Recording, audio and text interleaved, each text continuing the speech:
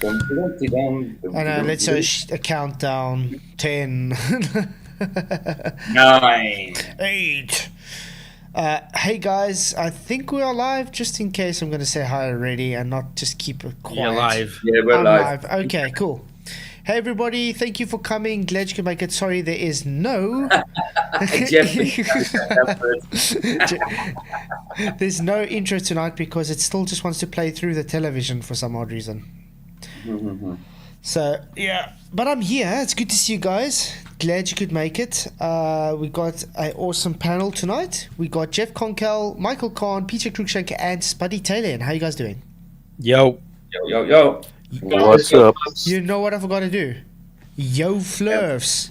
Yo, that's it. And that's still flat. And Jesus still loves us. And Michael still wants proof of Phil's Credentials. Yeah. I was looking for the word. It was just got to pop up like that a second. I was going to say hi to everybody in chat quickly. Ruben, Gideon, thank you for coming. Detect Goods, hello. Bible, you, thank you for coming. Paula, it's always good to see you. Michael Kahn, obviously.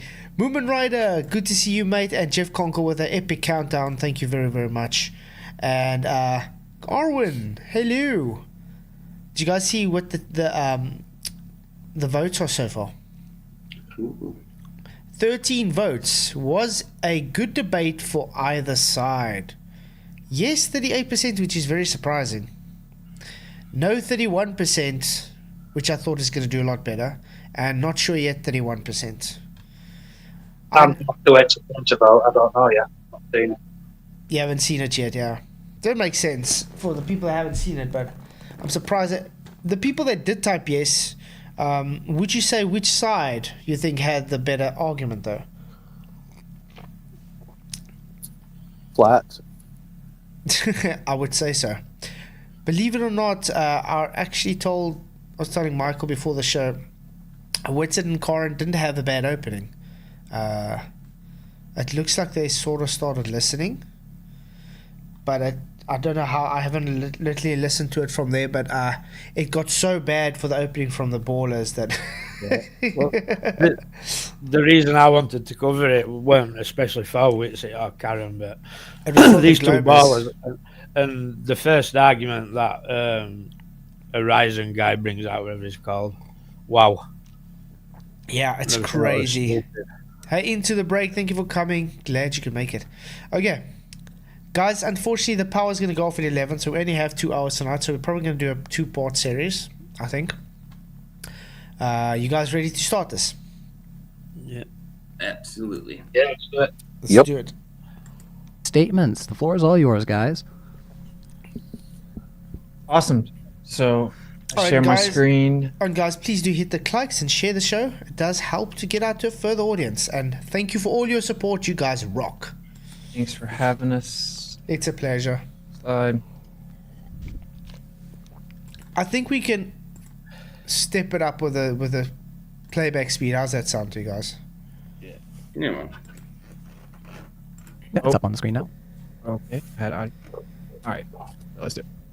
That's just going to so make Witsit sound like he's rapping even more. But it's fine. I don't have anything issues on what he was presenting though. Anyway, I was more for the Globus side opening that caught our attention, which is really odd because usually with Witsit we also have some things, but I must say it wasn't a bad opening. Okay. Hey Yannick, good to see you, Jolly Man. Thank you for coming. Glad you could make it. I'll cover a very basic thing. Let me start the timer. Hopefully this audio. Good. Oh, I may not have shared with sound. Sorry, I got to reshare. Off to a great start. So share Brilliant sound. start. Here we go. All right. Just to cover some basics here. People claim that we live on a ball. We got that once also, which is embarrassing, but According to the globe model, there is a point on the globe where the alleged curvature of the Earth begins to obstruct distant objects. Under the globe, this point is referred to as the horizon and is marked by an X on the diagram. One can determine the distance to the alleged globe horizon in miles by taking the square root of the observer's height in feet and multiplying by 1.225, or you can simply use an online calculator like this one or this one. According to the globe model, there is a point on the... Very simple stuff. Sorry? Someone says anything? No, nobody did. Okay. Witsit, wasn't it? I think it was Witsit. Okay, so it sounded almost like Michael said something. Okay. Michael sounds like everybody. People say that boats disappear over the curve of the Earth. That's how people discovered thousands of years ago that the Earth's a ball. We were all told this. We looked into it. That wasn't the case. Now the globe claim has changed since then, which is pretty hilarious. Mm-hmm. So let's define horizon. It's the line at which the Earth's surface and the sky appear to meet. So it's an appearance. It's an apparent location. Horizon. Now on the globe. I'm so proud of you, Witsit. I am so proud of you. You were actually listening.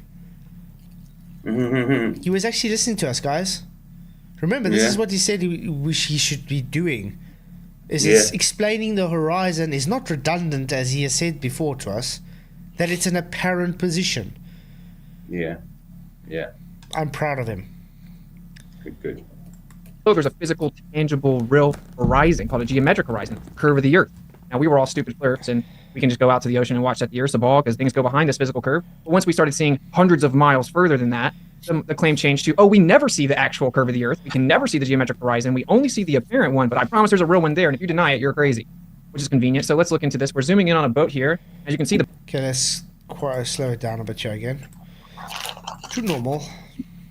the bottom of that boat is partially obscured. Of course, it's in water, and you can see the horizon is behind the boat. Isn't that interesting? So obviously that the part of the bottom of the boat is obstructed doesn't have anything to do with the Earth being a ball. The horizon is behind the boat. Okay. Yep. Hey, Richard G, thank you for coming. Glad you could make it. Yeah, I don't know what do you guys say about this, because I've also seen It would this. have been nice to see how far away that boat is, like. Yeah. It would have been great, but yeah. I don't know if you guys watched Captain Caveman's latest, where he took a pipe and he used the camera through it and he saw how far away over the ice. About 16 miles. Yeah, it's actually very good. Hey, Uber Costa, good to see you. Thank you for joining us, Travis. I'll stick the link up for him. Yeah, stick a link up. Be great to have you on, Travis, but I'm sure he was on already before. He has been on, yeah. Yeah. What is it? There it is. Right there, guys. Guys, do subscribe to Travis, as he does a lot of Uber chats, which is really cool. Here's this magical Earth Yep. curve again, looking at a boat. And there goes the boat. So, of course, you're changing your aperture as you zoom in and out, your optical limit, and then you see a horizon relative to that, and you see objects relative to that. You could look at your naked eye and be like, I saw that boat going away. It must go over the curve of the Earth, which is what Aristotle allegedly did, without a telescope or anything, mind you, of course. And that proved the Earth was a ball thousands of years ago. So, basic stuff. The sky is ramping down to your eye level, converging into the horizontal vanishing line that people call the horizon. That's actually where the word horizontal came from. No. Actually, that's wrong. Horizontal didn't come from the word horizon. Horizon came from the word horizontal. Because he says the other way around. He said horizontal came from the word horizon. Correct? Or did I understand that wrong? Because as far as I know, the I'm horizon... not sure. I think you have to listen to it again. Let's just go back 2 seconds, because I'm sure he said it the other way around. At a boat. And there goes the boat. So, of course, you're changing your aperture as you zoom in and out, your optical limit, and then you see a horizon relative to that, and you see objects relative to that. You could look at your naked eye and be like, I saw that boat going away. It must go over the curve of the Earth, which is what Aristotle allegedly did, without a telescope or anything, mind you, of course. And that proved the Earth was a ball thousands of years ago. So, basic stuff. The sky is ramping down to your eye level, converging into the horizontal vanishing line that people call the horizon. That's actually where the word horizontal came from. You see? Yeah, he's saying horizontal came from the word horizon. Now, horizon was based off of the word horizontal. So he has a total 180. Yeah, exactly. From Etymology Online, horizontal meaning relating to or near the horizon. From French horizontal, from Latin horizontal. So saying. Meaning, see origin and meaning of horizontal. Jolly man, now Flats is being a tad picky. Yeah, I am actually. Hey Swirly, thank you for coming. It is picky, but ballers love to throw them sort of things at you, you know what I mean? So you need to be as accurate as you can. Mm-hmm. Yeah. Just because the etymology of horizon comes from horizontal doesn't mean horizontal came from horizon. That's what I'm trying to say. Because the word horizontal was definitely came before the word horizon existed, as far as I know. I mean, if they had to base horizontal on horizon itself, then you wouldn't have such thing as just normal horizontal lines. Because if you had to explain it as just horizontal lines, then you would just say, oh, that's just a horizon line, not a horizontal line. Charlie says, not even Father Witsit can explain a simple sunset. Yeah. Hey, look at you, Charlie. No, but Bible, Not really. Paula, I don't agree though. I don't think the horizontal comes from the word horizon. I think it's based from horizon, but I mean horizontal came before horizon. But she's saying the etymology shows it's the horizon before horizontal. I don't know. I still don't. I don't agree with that. It makes sense either way, doesn't it? That like way back when they would have observed that place out there was flat, and whether they used horizontal to explain that or said that was the horizon, they used horizontal afterwards because things level look like the horizon. Yeah. I don't know. Look, we're not saying horizon isn't horizontal, guys. Just to let you know, we're just being a little bit pickier. But I still remember horizontal came before horizon. So that's a bit weird. I'll have to look up. But yeah, based on what Paula's saying, it's showing the horizontal came from the word horizon, just like Witsit said. But as far as I know, the horizontal word existed before horizon. But doesn't matter. Anyway, he's doing well. It's the word horizon. And the ground's ramping up to eye level, converging into this horizontal vanishing line. The horizon is merely an apparent location. The horizon is defined as, again, where the sky appears to meet the ground. Now, of course, the sky doesn't actually converge into the ground. It's just an optical location. So we have a limit to how far we can see relative to optical angles and atmospheric conditions. And the atmos conditions also move the horizon back and forth, closer to you, further away. Specific angles are called the propagation angles. Propagation angle. Okay, that's a new one. What does he mean with propagation angles, though? I'm not too sure on that. She sent us the link. Awesome. Thank you, Paula. There we go. Etymology. Okay. English word horizontal comes from French horizon. Horizon. So horizon, fra horizontal. If you see the other etymology English word horizontal, currently used viewing etymologies of horizontal with a meaning, okay, pertaining to the horizon, relating horizontal markets, wine tasting, involving wines of the same vintages but from different wineries, perpendicular to the hierarchy, pertaining to the horizon marketing, relating to horizontal markets. That's interesting. So I was wrong, guys. Where does horizon come from then? Yeah, that's interesting. Yeah, that's French. From the edge. From the edge. Yeah, Kirkland, good to see you. But yeah, that's what I'm saying. This is from the French, though. Who made the word horizontal, though? Let's look at the regions of horizontal. Because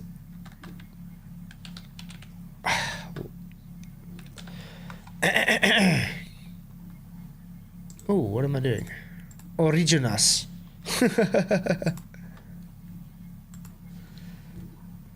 The word horizontal is derived from Latin horizon, which derived from Greek separating, making a boundary.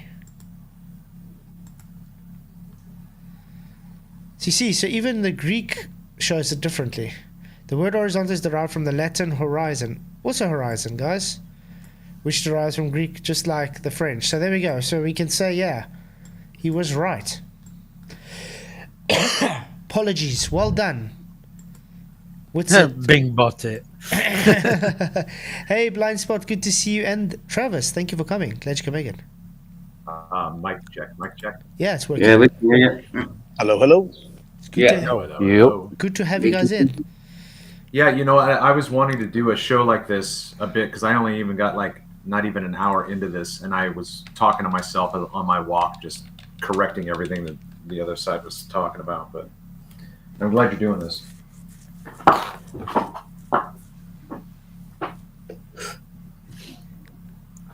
Hey, Cygnus Step, good to see you. Thank you for coming. And these are going to be reception and propagation angles relative to your resolution limit. So for example, for the human eye, if it falls down below 0.2 degrees, you can't see it anymore. 0.02 degrees. So anyway, the optical diffraction line mirroring zone there, if you see this picture, obviously the horizon's not physical. It looks like the boat's up in the air, but the horizon appears to be down here. That's not the curve of the Earth. The boat's on the water above it. So here's something called diffraction. This is looking at Rayleigh criteria from Harvard University. They did an experiment where they showed two lasers actually begin to converge as you change the aperture. Now, people claim that sunsets are impossible in a flat Earth. Yeah, simple diffraction limit. Yeah, Kurtland, it's good to have you in. Thank you for coming. Really, really good to see you again. Well, I'm happy to see that Witsit starting to use diffraction and apparent locations for his arguments. I mean, a few months ago he told us on here it was redundant, remember? Yeah, he did. Yeah. So it's good that he's starting to progress in the argument. Earth. They're going to continue to say that until they die, probably. But this is actually for the honest people that aren't going to lie about the evidence. Here you can see, you can look at the left picture and say, well, let's say that's the sun, the circle that is the sun. As we change the aperture, the bottom of that sun begins to disappear and merge into that line in the middle. It's called the diffraction line because you're changing the aperture. This is exactly what we see with the sun.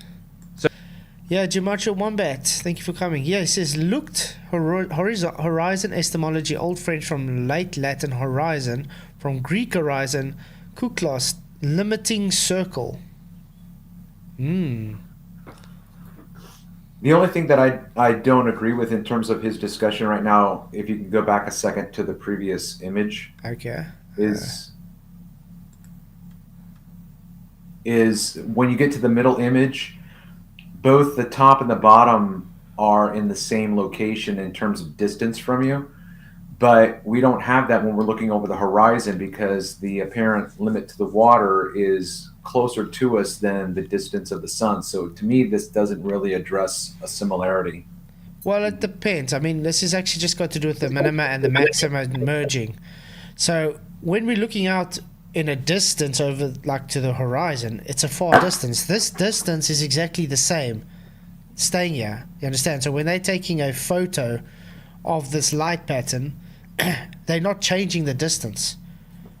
So obviously it won't change the like you said, the location of the top and the bottom, because the distance stays the same. So the angular size stays exactly the same. Yeah, but I don't know, that's not my point either. He from what I understand his point to be, the top image on the left is the sun. Okay. Okay, so the sun is moving away, and the bottom image is the horizon, and it's not moving away, it's staying in the same place. But the thing is that when the sun moves far enough away, it starts to merge into the horizon, which is that focal point. So I understand the argument in terms of the focal point, but in terms of this analogy, I don't think it works because there's not a similar demonstration of that top image, which is the sun, moving away from and producing that center image. It's just not equivalent. It's just not. Yeah, he's probably has to just work harder on the explaining it, yeah. Because it's almost a false equivalence. Yeah, but like I said, I understand the point that he's trying to make, which I agree with. They're going to continue to say that until they die, probably. But this is actually for the honest people that aren't going to lie about the evidence. Here you can see, you can look at the left picture and say, well, let's say that's the sun, the circle that is the sun. As we change the aperture, the bottom of that sun begins to disappear and merge into that line in the middle. It's called the diffraction line because you're changing the aperture. This is exactly what we see with... Okay, one thing also got to say, diffraction line. What's he talking about, a diffraction line? There's a maxima and a minima when it comes to diffraction. So as soon as it reaches the maxima, that's where you have the convergence of the two patterns. So there's no diffraction line though. So I don't know what he's talking about. Hey Charlie Wells, thank you for coming, and Jeff Gassett, hello.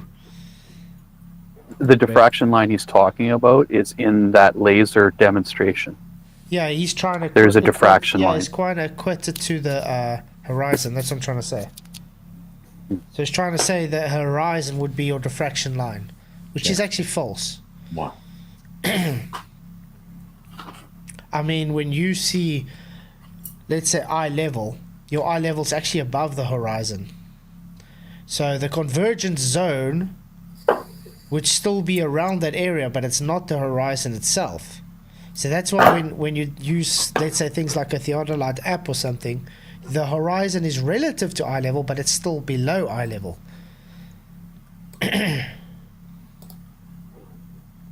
Son. So if the Earth was actually round, and specifically a sphere that's curving at a specific rate. No, I'm not always right, guys. Please don't say that. I was wrong already about horizon definition, remember? In the same stream. Just I'm man enough to concede when I'm not right. No, that's the way to be. If you're wrong, you know it. Then you own up. Yeah. Simple. And the horizon we see would drop while we gain altitude. But that's not what we see. As you can see right here, we're going up and the horizon's going up from its original point. So that's an optical effect based on perspective, that the Earth is supposedly curving down away from us, but I'm going up and the horizon is going up. Again, as you see here, the horizon's going up and down throughout the day. It's just an optical effect. It's an apparent location. It's where the sky appears to meet the ground. When it's clear outside, you can see further. That's all there is to it, which is why flat Earth exists. We went and tested the globe claim, and it isn't real. Well done, Witsit. I agree. Yeah. Sea Lightning 300, good to see you. Thank you for coming. Glad you can make it. So yeah, Witsit actually did a very good job. Yeah, I'm not going to really have anything wrong to say about it at all. So that's all I really want to cover, because I feel like no one ever really seems to want to address this. The globe claims there's a physical geometric horizon that blocks things in the distance. But what we see in reality is that the horizon is just apparent. Okay, that I got to disagree with him though. No one really seems to want to address. Yeah, we push this. How long have you been having this argument with? This exact same argument. But make your point. What was your criticism? For hundreds of years. Hey, Price Madam, good to see you. Sorry, what do you mean? Make your point. I wasn't sure what point you were trying to make. Can you state it again? No, he was saying. It's how it sounds to me like he's saying no one's really talking about this. About this I think argument. I think the way I heard it, anyways, is that he's addressing the globers, and that's why he wanted to raise this as part of his opening, saying that they're never willing to engage the conversation about geometrical Earth curve. They just move the goalpost.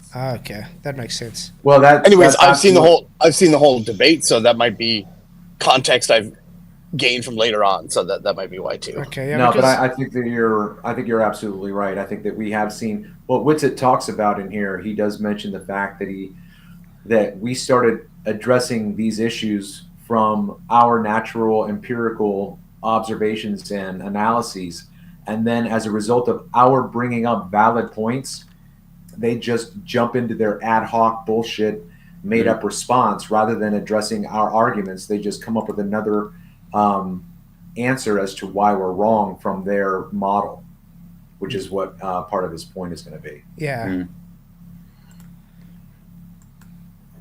It just goes up and down. It changes based on atmospheric conditions.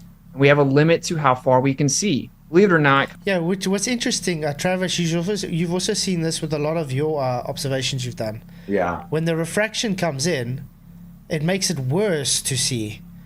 Yeah. And the globe claims it makes it able to see beyond the curve. Yeah, it's completely the opposite. A lot of the things Exactly. you just have to reverse it, and that's the way it is.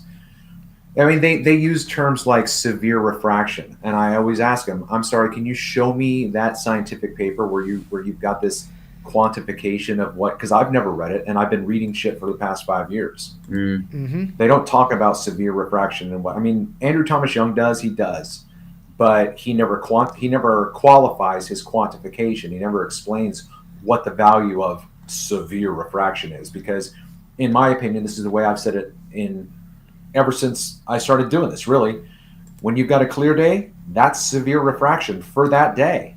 When you have the next day and the next day and the next day, and you have different atmospheric effects, those are all severe in their own case. Yeah, exactly. Like, I mean, that's, whatever. But Okay. I mean, what's the limit to their severe refraction though? They don't Well, yeah, have that's a what I'm limit. saying. They don't have that quantified. Yeah. If you're looking over water, won't that be more serious refraction you could get? It depends on the day, because I have observations where I've got a direct line of sight to the shoreline 6 miles away. A direct line of sight from one shoreline to the next 6 miles away. On a clear day, I can see that shoreline. Mm-hmm. And the way the field of view is going to appear in my camera is 100% due to the refraction in the air on that day. So that day's refraction is severe. That's what's creating it, or whatever. It doesn't really matter. You can call it severe or limited or minute or whatever, but every day then is minute. It's just showing you a different version of it in a different condition. Yeah. I would call it superficial refraction. It is actually superficial there. Contrary to the claims that are absurd and popular nowadays, we cannot see forever. You are not Superman. And you know this intuitively, that you can't see forever, because that's an insane claim. Now, I do want to cover this part again, because this will certainly come up. People claim that sunsets are impossible on a flat Earth. This is just absurd. Again, this is an experiment done by Harvard showing the Rayleigh criteria based on the diffraction line. So you have an eye level, you have a diffraction line. Diffraction limit. Witsit, you might need to get that right, mate. Diffraction limit. Yeah. Just they're showing Aries disk here. That's what they're doing. They're showing the maximum and the minimum merging together because of the Aries disk on the diffraction limit, not diffraction line. So you might need to get that right, because if you get someone that actually knows about the diffraction limits and they start talking about it, they might just tell him, listen, yeah, mate, you're trying to sound clever, but you got to get the jargon right, correct? Yeah. And then the angles relative to that diffraction line is what causes it to disappear, because it can no longer be resolved. And when you lose resolvability, you can no longer see what it is that you're looking at. And it's specifically relative to the reception and propagation angles of what you're observing, and that's in relation to the eye level, which is why, again, this circle here, the position of these lasers that are perceived as circles did not change in the experiment. What changed was the aperture. So again, it's just an optical diffraction line. The horizon's not physical, it's just apparent. And if you're going to claim that there is a real physical, tangible geometric horizon called the curvature of the Earth, you're going to actually need to tangibly and physically prove that, not just beg the question. So that's what happened. The globe changed and moved the goalpost to claim like, oh, you're so stupid, you don't know we see the curve of the Earth every day when things disappear. They changed it to, oh, we never see the curve of the Earth, but I promise that it's there. Yeah, that reminds me like that meme that they show with the guy sweating and he's got to press the two buttons. Earth too big to see curve, or Earth too small. Earth small enough to see boats go over curve, but Earth too big to see curve. It's exactly that same thing. So that's pretty much the basic tenets of this discussion. That's a little over half my bad, Karen B, but hopefully this clears some stuff up for you guys, because it seems to be a hiccup. Hey, can you pause it real quick? Yeah. What does that bottom red text say? I can't read it. Optical diffraction limit mirroring zone. No, I don't like that. That's why say that? That's why not just call it a mirage? Because that's what it is. It is a mirage. Exactly. Yeah. I mean, that's where the waterline actually is, but you're seeing the mirror from the sky. I mean, your ether band is a much more, I think, concise way of explaining. Which is why I started using it. Yeah. If you call it a zone, then people might think it's always going to be there. You know what I mean? Well, I mean, zone is no different than my term band. That section, I suppose, that yeah. section between the two red lines is the band that we see the I suppose. mirage in. Yeah. But I mean, also the problem here, this actually isn't going with what he's saying though, because he's giving a direct diffraction line, as you put it, but now he's giving a mirroring zone based on diffraction. The mirroring is not diffraction. The mirroring is reflection. Right. So there's a difference between reflection and diffraction. So he might need to look at that. The diffraction part here is this part here, where the mirror is diffracting into the bottom of the... Right, you can't make a distinction between you can't see the water touching the hull of the boat. Exactly. Why? Because the light is not being resolved by your eye. Why? Because of diffraction. Exactly. So he kind of got it mixed up here between reflection and diffraction. Well, see, but here's part of the discussion too. If we could wipe away that mirage right now, that boat would change positions. Mm-hmm. It would either drop, it would recede, it would not be in that same position. Neither would the background look that same way. This is a very good example of what I'm talking about. That entire field of view would change if you wiped away that refraction limit and put in or whatever you want to call it, refraction gradient, whatever. And then if you just put in a clear day, that boat would be sitting on the water and you'd be able to see where the hull is touching the water. So part of this discussion that Witsit is addressing, again, in my opinion, has nothing to do with aperture, because we don't change any apertures in our eyes as we're looking towards this. What's changing the view is the air, not an aperture. So again, I don't think that this is an adequate that's what I address. say. He's false equivocating refraction with diffraction. That's what he's trying to do. I think he's got a bit of a confusion. That's what I'm saying. I think he's trying to link them too closely together. Well, that's fine. I mean, he's trying to work things out. I commend him on it. I said a lot of stuff that I wouldn't say. I said stuff 5 years ago, 4 years ago that I wouldn't say today. Yeah, obviously, because as time goes on, you make your arguments more concise and you change it as to what is correct. So, I mean, we all do that. Yannick, my eyes are much better than yesterday. Thanks, guys, for asking. Chamomile, they've been telling me put some tea bags on. Hello, everybody. Hey, Neil. Hey, Good Neil. to see you, mate. And Adam. And Adam. Since nobody says hello to me, so I got to. Hi, everybody. Did I hear his royal ether bandiness? Oh my God, my master and my magi. Hi, dude. How are you, mate? Oh, it's good to hear you, Adam. Yeah, I've been catching up with your new bit of Red End radio, so shout out. Oh, good. Yeah, it's quite cool when he talks to everybody in the Uber rides. I think it's a brilliant idea. Yeah, I do too. The nice thing about that, you're not censored and you force them into the car to sit and listen. Okay. You got it, it's all right.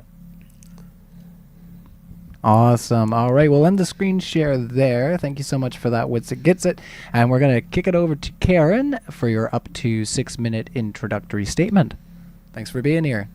Alrighty. Thank you so much for Carl, having good me. to see you. Well, what I can say in addition to what Witsit said, because I agree with all of that, and those are all wonderful observations and good points. And but one thing that we have done as flat earthers that I haven't really seen globe earthers do is actually go out and try to physically measure the curvature of the Earth, which they do give us a given size. Unlike the That also to agree. They don't actually go out and do anything. They do beg the question a lot. That's about it. And they calculate things based on their belief.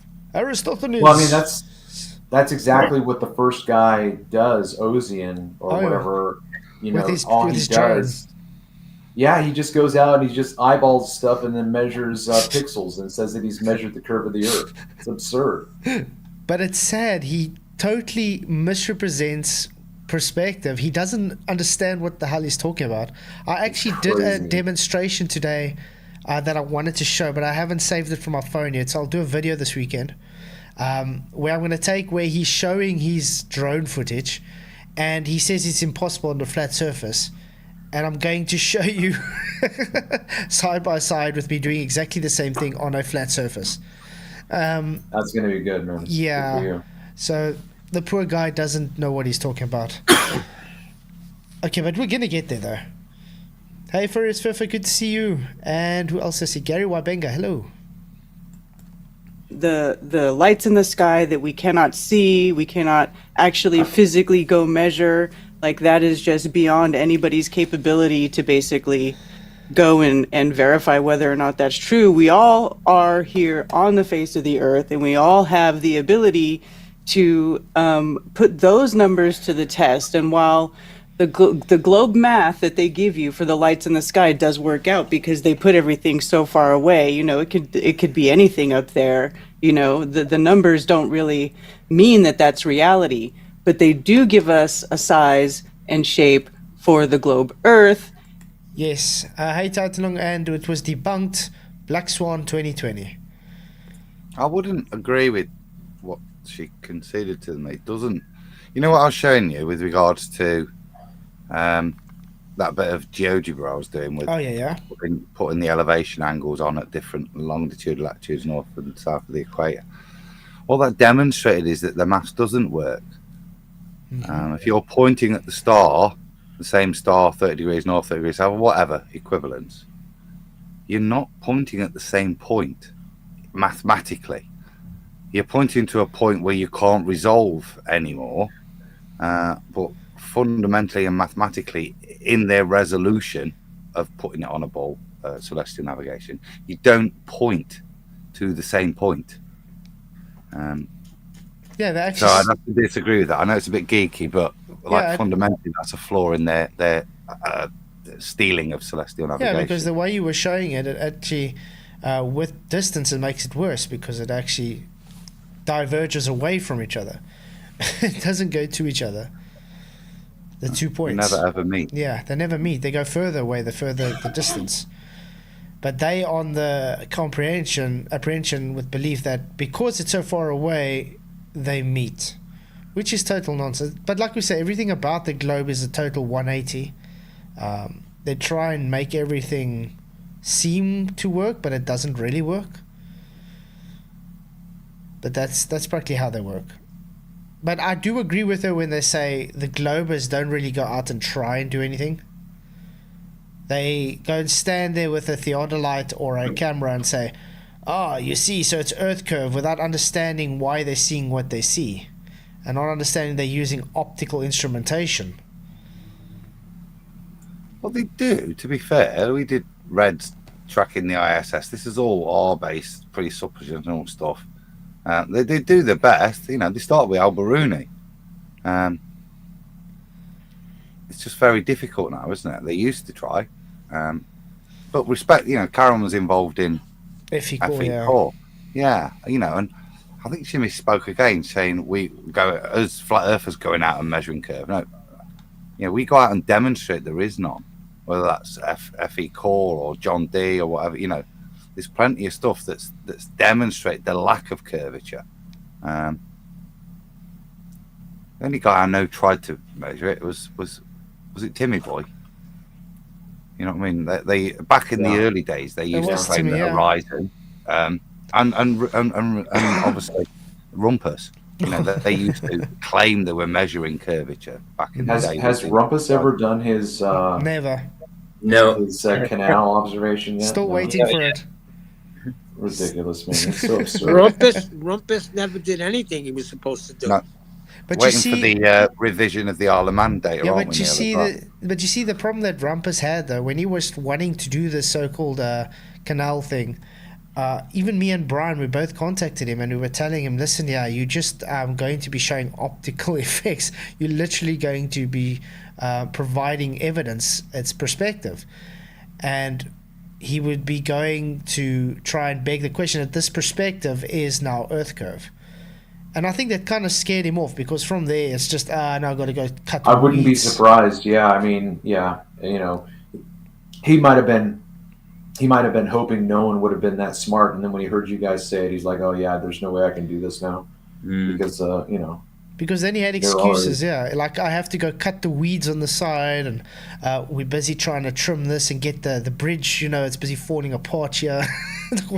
It's just but what's crazy about it is that we all understood that already from the very beginning, that that's what his situation was going to be. I mean, we all knew that. Exactly.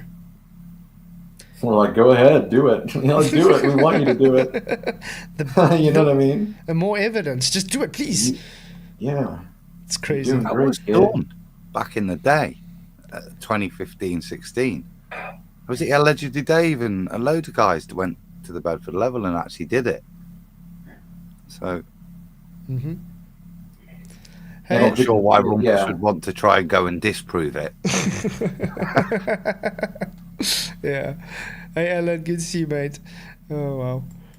And that is what we like to put to the test, because that is what we actually are physically standing on. So if I could get a screen share, let me see. What are you going to show us, Bigfoot?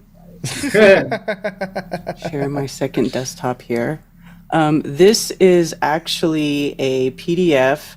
It's a 120-page PDF that was put together by FE Core, which is a group of people who were questioning the shape of the Earth, and we all went and spent a lot of money and a lot of time and bought equipment and documented very well where we went and we tried to measure to find curvature. Every time we did this, we found none. So I don't know why, but while I was looking at this now, I was thinking of Sean Hawkins. Has anybody been wondering where Sean Hawkins is for the last week? Oh my God, I don't care. Who cares? But Adam, weren't you care. part of FE Core? No, but I'm thinking, don't you think he died or something? I would hope. I wouldn't hope, but shame. But I mean, really, the guy's Nah, really he's a been hor- since he's I a started horrible- my channel. He's been bothering me every day, and I haven't seen for like 2 listen, weeks. do you even know what he did to me? No. Yeah. So on my channel, I have an interview with a PhD astrophysicist from Georgia State University, and I knew that I was probably taking a chance by even putting the first video up. But I didn't reveal where he was from at all. I didn't, nothing. I didn't give enough information out so that people would know where he was from. And on the second interview, he asked me to write an article that he was going to then publish on his school's website on the section in Mirage. And in the first video, I discussed with him one of the suggestions that I actually made to him directly before we had our one-on-one live stream. I sent him my suggestions that his website got wrong. He corrected his website based on my suggestions. So then gave me credit for it on the website. And then he asked me to write an article. So I wrote an article, and then I published it on my channel saying, here's an article that I wrote. Sean Hawkins began to troll the entire Georgia State University media and tell them that they were irresponsible scientists for letting a pseudoscience flat earther write an article. I never mentioned anything about flat earth. The guy that I was having a conversation had no clue who I was.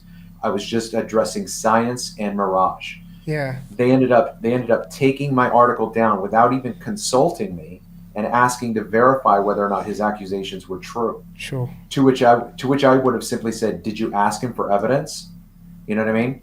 So anyway, Sean Hawkins, I have no regard for him as a human being whatsoever. That's just wrong, though. But it shows you that the desperate levels they have to go to try and go against anybody that doesn't have the same belief as them. Yeah. Well, I mean, on the one hand, I was thinking to myself, I'm putting myself out here, and I could get in trouble in terms of, getting trolled, which I did. Yeah. But I knew though exactly the point that you just made. If I do get attacked and there's nothing behind it, it's because everything that I'm saying is 100% true. Mhm. Otherwise, You come at me with your science. He came at me with no science whatsoever, just accusations and ad homs. That's practically what he's done. Yeah, because I just said, well, all that was bothering me now. I was like, I don't know if the guy died or something, because it's been like 2 weeks and it's been the longest he's ever haven't bothered me, which is weird. I don't know why I just thought of him now while I was looking at Karen's FE core stuff. But yeah, that sucks. Whatever he did, that's bad. I mean, that's like on the lines of George Netanyahu when he did that to Brian Mullen. Brian Mullen. Yeah, and they were so proud of him. I was like, what the hell's wrong with you people? Messing with a person's livelihood and you're proud of that. Hey, Brian Stavely, good to see you, mate. Thank you for coming. But yeah, well... I think they're just doing good, and that's just totally wrong in all aspects. It's crazy. Oh, okay, let's get there. wait. Oh, yeah. This PDF right here is just basically an outline of the measurements we took over Lake Balaton in Hungary. That is like the largest lake in Europe. So there was plenty of positions there for us to get multiple measurements over over the week that we were there. They also, the team went and did the same thing in the Netherlands. And at each time that they went and measured, they were able to observe things on the opposite side of the lake, the source of the laser light, and things that they shouldn't see, things that should be beyond the geometric curvature of the Earth. So if you believe that the Earth is a ball, and you believe that the water conforms to the outside of the shape of this ball, that should be the place where there should be the most obvious curvature, but alas, there is none. Yeah, go ahead. I'm glad. You know what? I got to give it credit. She didn't say we see too far. She said it perfectly. Yeah, well done. She actually articulated it correct. That I have to agree with. It's because she was there back in the day doing that. This is great demonstrations of lack of curvature. Exactly. And high-tech bits of kit that they're using. Mike Cavanagh's name you'll know. He built the salad. You know, with Jaren's wobbly attempts across the canal, they realise it's really freaking difficult because of beam divergence and so and the distances they were dealing with, and 0.5 of a degree, even less, 0.05 of a degree is enough to you not be able to see it on the other side of the shore. So he built this fantastic piece of equipment, super accurate laser aiming device, salad. So that they can set these things up, and it was really good pioneering stuff that certainly for me kind of demonstrated to me at an early age that I was right. Yeah, and I mean, hey Adam, I couldn't. They should have checked with me because sometimes we use the laser to get a measurement, from 100 foot, and that's a pain in the ass. You wouldn't believe how hard it is to get it to the other side. You got to stand there with a piece of wood. And it's so much bigger when you get 100 feet away than what it is where you're at in your starting point. When we use the laser level, holy shoot! Yeah, but I mean, look at that jig that they had to make. I mean, how concise they had to be to get that to set in right. I mean, of all people, trying to get a laser point pin, the further you go, the harder it is to pinpoint it to a location. So they really, really did a good job doing that. And I don't see any globers even attempting to do something at such precision. That's what makes me laugh when they claim they're shining them to moon for them reflectors. It's like, they've been miles off. Mm-hmm. Exactly. It's ridiculous, isn't it? Yeah, that's why I use the chalk line now. I don't mess with the freaking laser level measurement. Chalk line works fine for me. I don't really have time to go over the whole 120-page document. It is there for, I can give anybody the link who wants to read it, but all of the surrounding data was taken, temperature, humidity, distances were well documented. We even have a video of it where we took video observation of all of this stuff that was taken, and we found that that the measurements were inconsistent with the WGS 84 ellipsoid model that they supposedly say that the Earth is. Yeah, the WGS84 is just based on planar measurements. Then they are affirming the consequent by begging the question that it's a sphere. So then they use the ellipsoid model consideration to make it a curve. That's why it was possible. The same, just like John when he made his kitchen a spherical radius. It's the same thing. They just take the measurements that are planar, and because they have a belief that it's spherical, they consider it to be spherical. They take the slope. Well, yeah, I mean that's the exact same thing that happened with Eratosthenes. They have a physical measurement. Let's give him credit for the fact that he walked, or whoever it was the other. Right. He walked what 500 kilometers or whatever. 500 stadia. Yeah. Yeah, whatever. So we have a physical measurement of distance. Okay, great. And right, and then you get a particular degree of angle of the shadow. Okay, and what's your point? And what? Oh, and he already knew the Earth was a curve. Okay, so then nothing that you're talking about right now with the shadow of the sun on the stylus and the distance walk has anything to do with the argument. How did Eratosthenes know the Earth was a curve? Know the Earth was a sphere before? Yeah. Exactly. It's just begging the question, then affirming the consequent. Exactly. 7 Moxie 7. Is that Moxie? Why they change Moxie? No idea. I think it's Moxie. We don't know. It could be somebody else. I would say it's Moxie.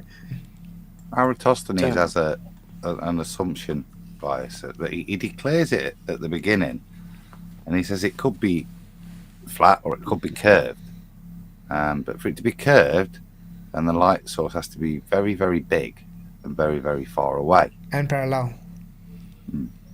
Which is why the bad moon shadow, how the moonlight will still enable you to tell the time by its shadow, kind of is the kick in the balls for Eratosthenes, because his premise was that it could only be very close and flat, or very far away and very big.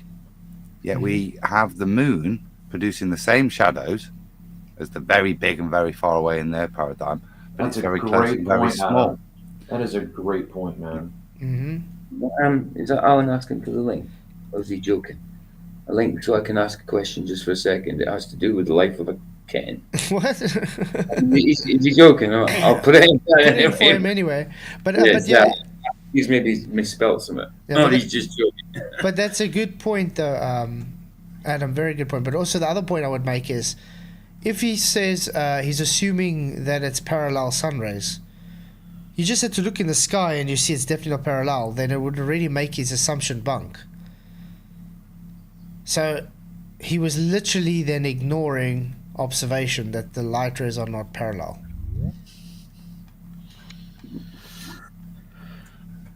I mean, you just have to look in the sky and you'll say, okay, yeah, sorry, my presupposition that the sun is far away and large. Someone's... Okay, that's Alan, you're not coming through very well, Alan. Someone's giving you guys can hear me? Yeah, we can hear you. Yeah, how's it going, Alan? All right, I got a small question.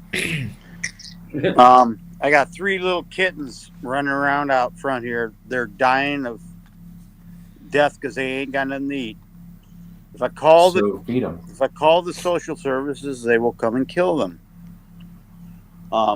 If I could kill them myself, or I could feed them.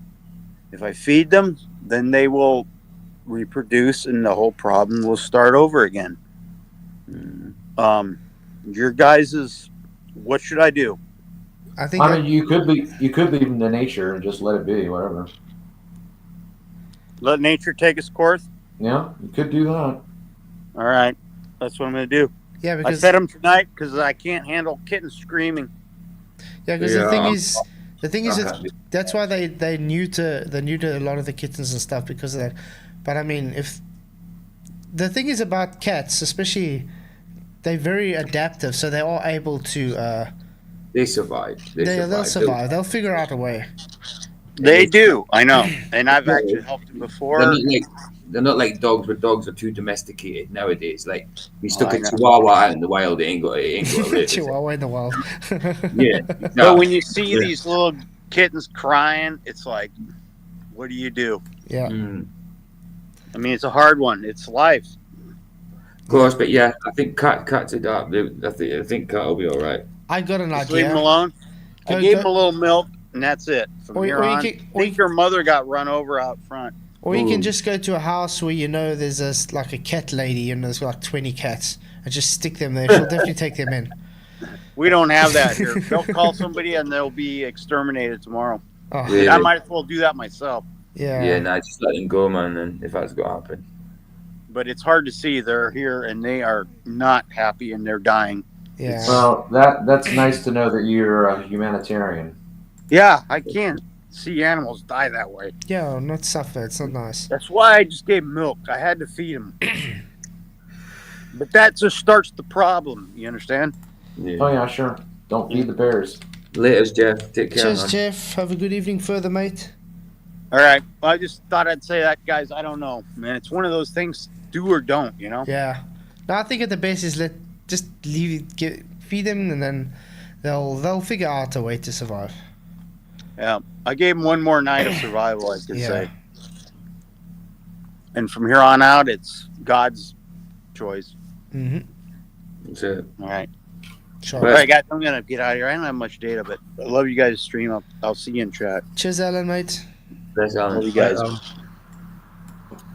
That is why I am a staunch flat earther. I have seen it, proven it, measured it with my own eyes.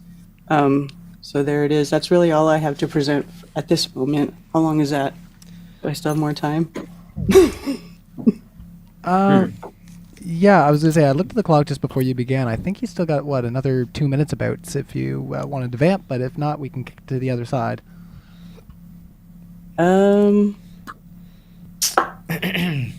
Did he just say vamp? Yeah.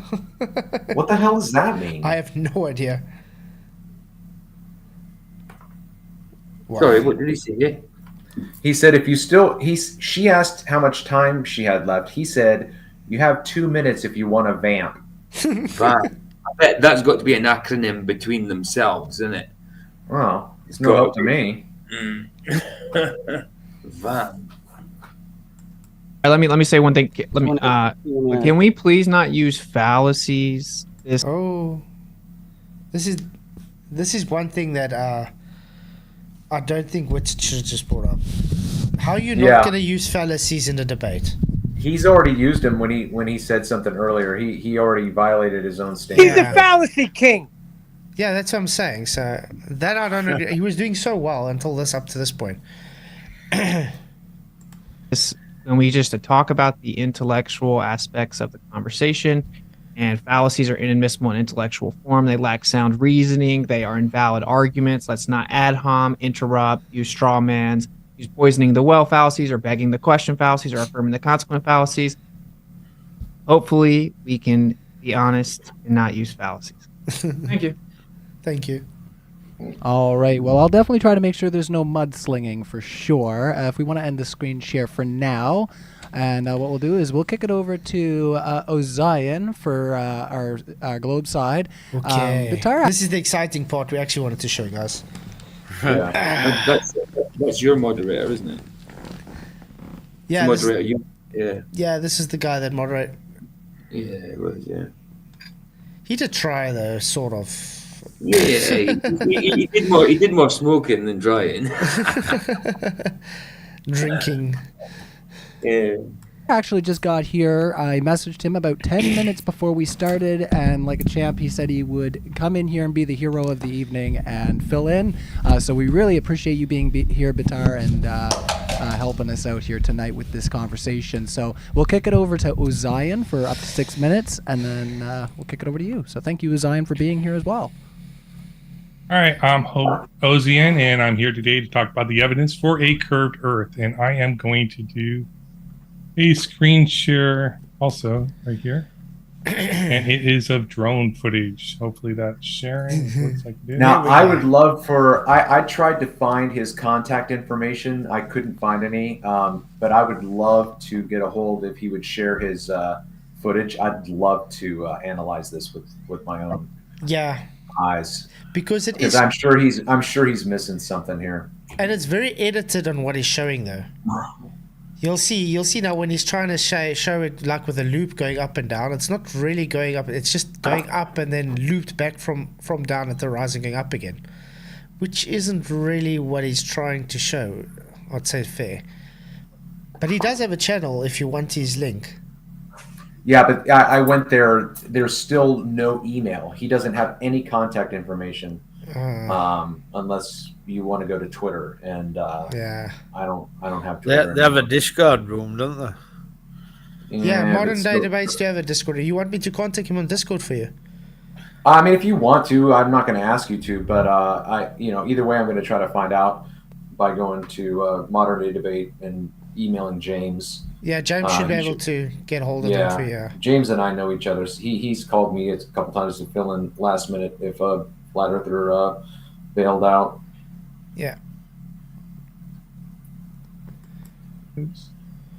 Okay, let's see what he presents, guys.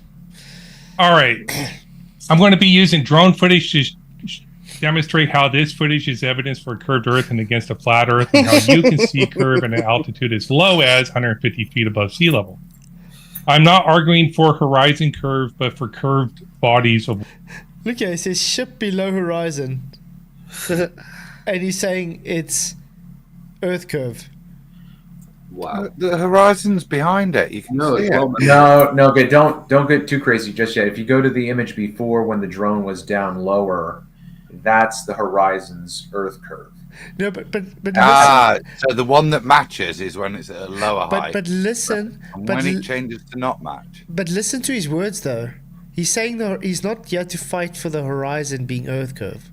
Right. Ozien, and I'm here today to talk about the evidence for a curved Earth, and I am going to do a screen share also right here, and it is of drone footage. It's like asking, tell me how you don't understand what Earth curve is without telling me. And he's like, yeah, hold my beer. And then he shows this. So just real quick, I mean, again, I can't see this image very well even on my screen, but so right here, in his opinion, 20% of the boat is missing because of Earth curve. Yeah. So that is the horizon, therefore that is Earth curve. That's what he's saying, yeah. But he's saying he's not arguing the horizon is Earth curve. That's what he's saying as well. Right. From 100 feet, from 150 feet up. Yeah. He's saying that apparent size of boat's changing because of Earth curve. Yeah, the horizon's not Earth curve, but watch this boat disappear over the Earth curve. No, Which is the horizon. horizon's behind the boat still. Look. Well, no, he said, I'm not arguing for horizon curve. I'm arguing for curved bodies of water, quote unquote. There's the horizon. There's the horizon, guys. But he can't claim it's the point of intersection of the hull. Because look, the horizon is behind the image of the boat as Flatzoid's showing. Exactly. Why are we going to watch being kind? And he's going why are we going to watch any more of this video at this point? You what, dude? I said, why are we going to watch any more of this video at this point when Flatzoid's doing a show? No, I know that much. I'm just saying in terms of how absurd this is. Flatzoid took 10 seconds and showed that the horizon was beyond the boat at the lowest point when he said the horizon was blocking the boat. Exactly. So it's already debunked. It's absurd, man. This is just how stupid this whole thing is. This is so insane. The sad thing is, this guy's the smarter of the two Globers. That's the sad thing. Yeah, well, did you hear the other guy trying to talk about gravity being the reason for Earth curve? Wow. It gets bad. Hopefully that's sharing. It looks like. But listen to the guy's words quickly. Just really listen to what he's saying.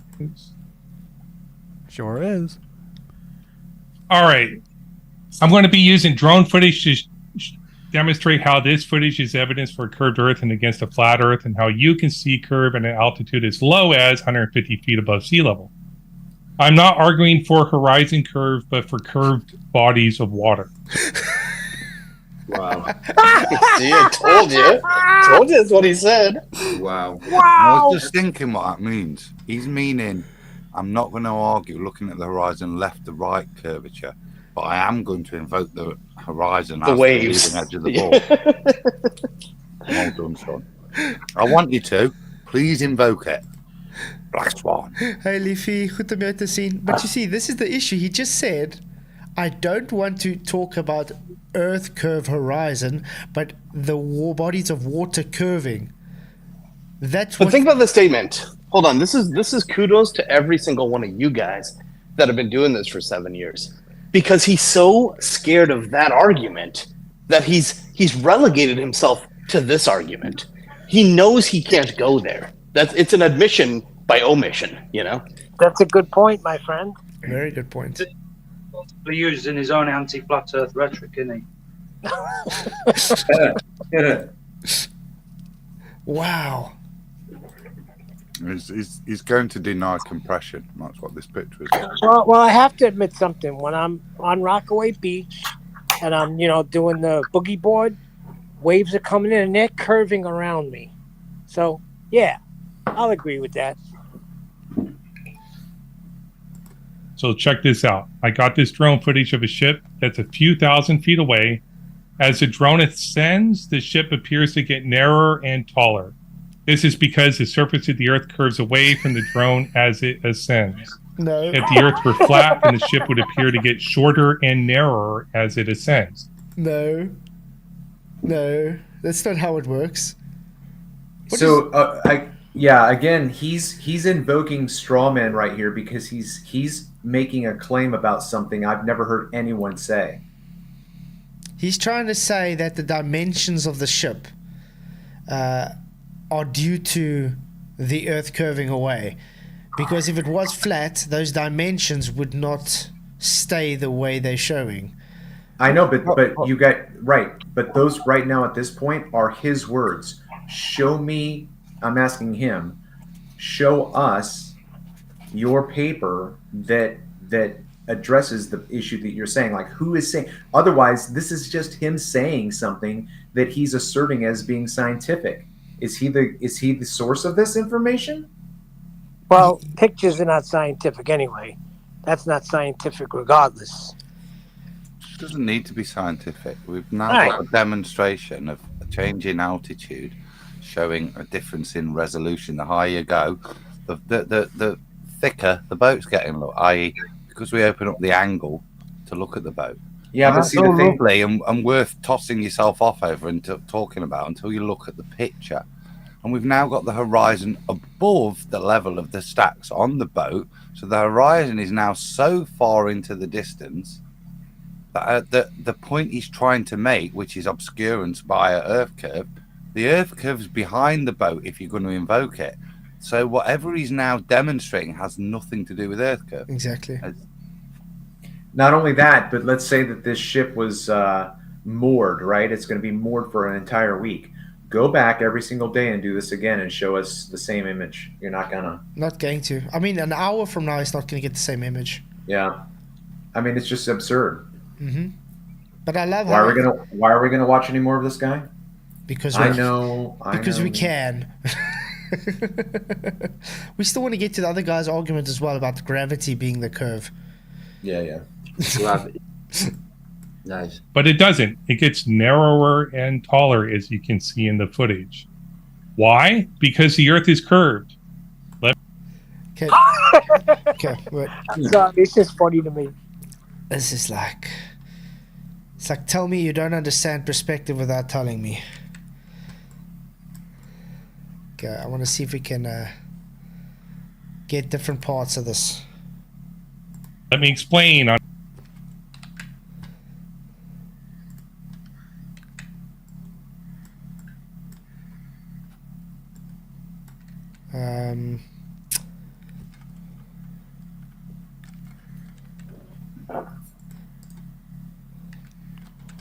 While you're doing that, anybody catch Del today on Flat Earth Debate? Oh no, he went on FED, did he? Oh yes, he did come on FED and got embarrassed. I was at work, but I had one AirPod in listening when I could. It was what I heard was pretty interesting. Well, let's put it this way. He did the same that when he did to me when he came on. You don't agree with me, then he starts swearing at you and calling you a retard and a... Yeah. Fruitcake flats, man. You're a big fruitcake. On a flat surface, You're just a coward. While you're on my show talking, okay. It's practical demonstrations.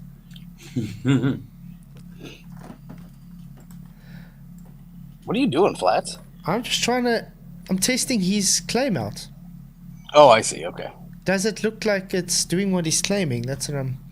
Flats is just making a call out. Just messing with that. Oh, whoa. I should have known Flats would bring up paint. I love using paint, by the way, because it pisses the globies It's off. the artist in you. Yeah. no matter how far away you are from the ship. Huh? Sorry? Start calling you Pantzoid. Pantzoid? Pantzoid. Pantzoid. It's getting a bit difficult now. Okay, I guess that's the last one we need to do.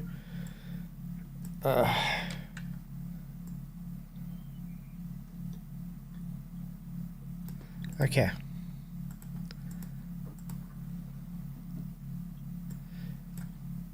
Let's see now.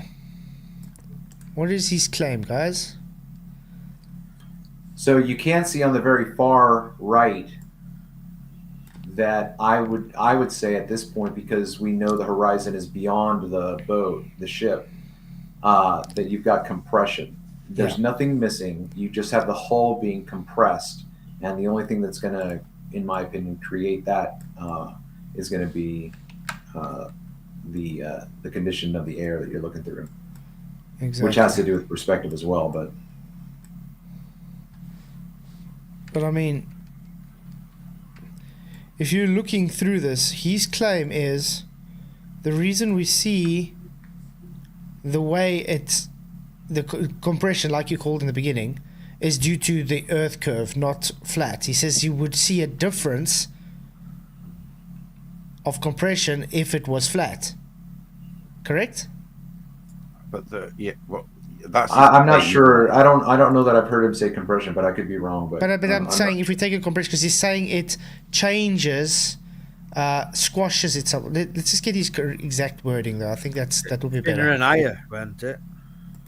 Let's just listen again, because he has specific words that he's saying. Sharing looks like it is. Sure is. All right. I'm going to be using drone footage to demonstrate how this footage is evidence for a curved Earth and against a flat Earth, and how you can see curve at an altitude as low as 150 feet above sea level. I'm not arguing for horizon curves, but for curved bodies of water. So check this out. I got this drone footage of a ship that's a few thousand feet away. As the drone ascends, the ship appears to get narrower and taller. This is because the surface of the Earth curves away from the drone as it ascends. Hold on. So it gets narrower and taller, guys? Yeah, that's absolutely, it doesn't. It gets bigger. It's Look getting there. bigger as he ascends. There we go. This is exactly. Lower, getting higher. So it's going opposite of what he's claiming. It is. Yeah, because you got more field of view, right? Uh-huh. Yeah. You're pushing your field of view further, exactly. Okay. The angle to the lower portion of the boat, Right. there's a pixel mix where the bottom 10 feet, it's hard to distinguish any of it at the lower altitude. As you go up, exactly. all of those angles then increase to the lower 10 feet. So you start to, I think the flat earthers showed the Aries discs earlier. Yeah. So as you come up, then suddenly you're able, the angular size that these things are occupying in your field of view in competition with other things changes, and it allows you to resolve better because they've got more space to be resolvable in, i.e. they're not competing. That's all that's being demonstrated there. It's And I think compression. that's exactly where Witsit takes it during the rebuttal piece. And this guy, Ozien or whatever, he denies perspective, and they have to show him street lights, and it gets into a whole thing. So does it really get that bad though?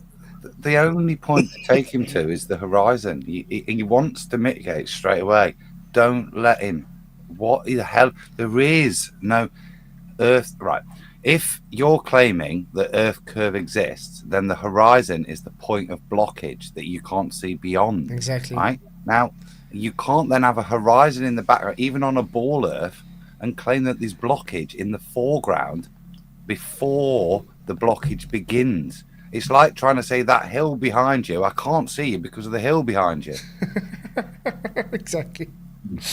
It's nonsensical, but that's why I said, listen to his words. He's literally conceding that it's not Earth curve. That's why when he says, I'm not fighting for the horizon as Earth curve, then that's showing he either doesn't know what Earth curve is in his model, or he does know and he's trying to deliberately misrepresent it.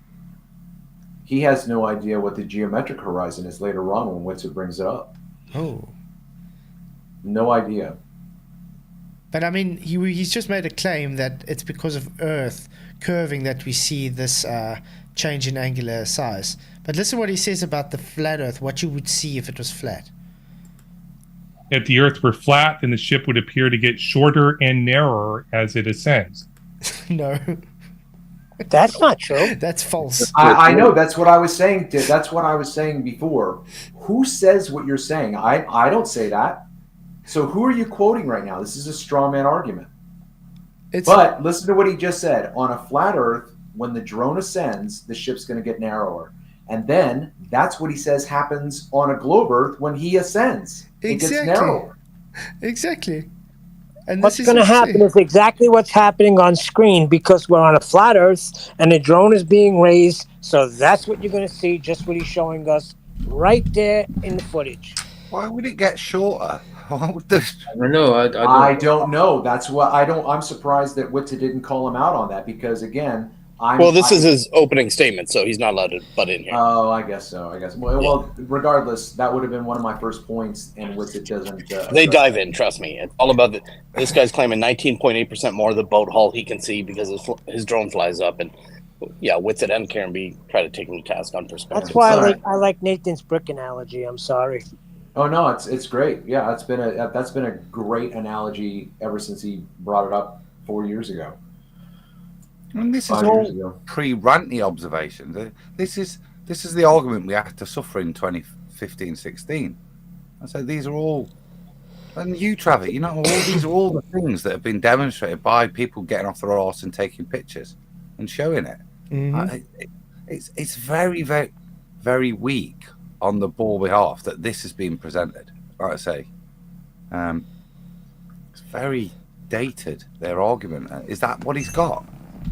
I've got to get rid of the horizon, and you've got to imagine that water's curving, look, because the boat shape's changing in a way that doesn't change. It's funny you say that, Adam, because it's the exact sentiment I had when watching the debate, except after the even more ridiculous arguments presented by the next guy.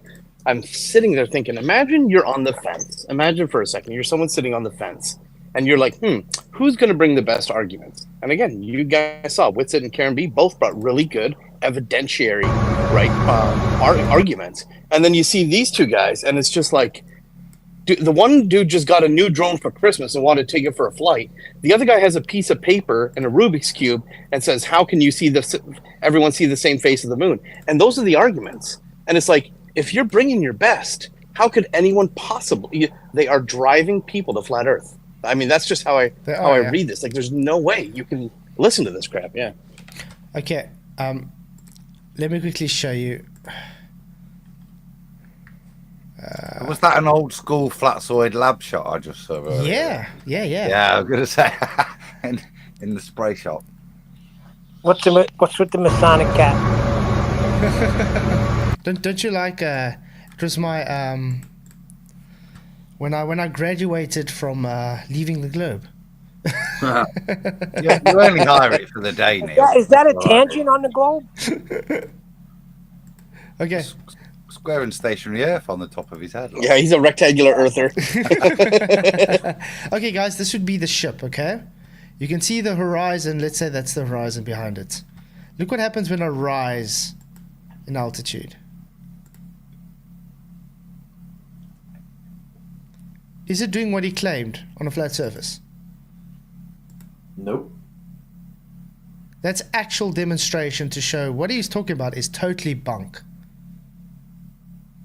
Okay, now let's do it again where I'm just keeping the camera straight. I'm not tilting it down while I'm looking.